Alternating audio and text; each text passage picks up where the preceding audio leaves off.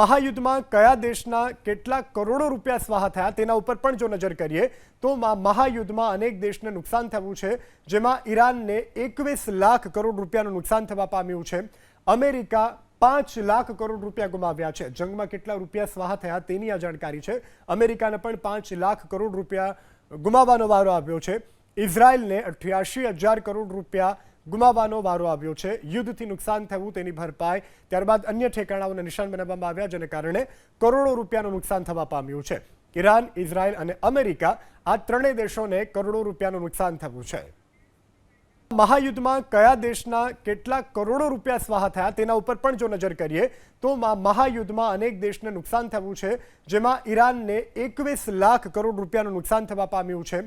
America 5 lakh crore રૂપિયા ગુમાવ્યા છે। જંગમાં કેટલા રૂપિયા સ્વાહા થયા તેની આ જાણકારી છે। અમેરિકાને પણ 5 લાખ કરોડ રૂપિયા ગુમાવવાનો વારો આવ્યો છે।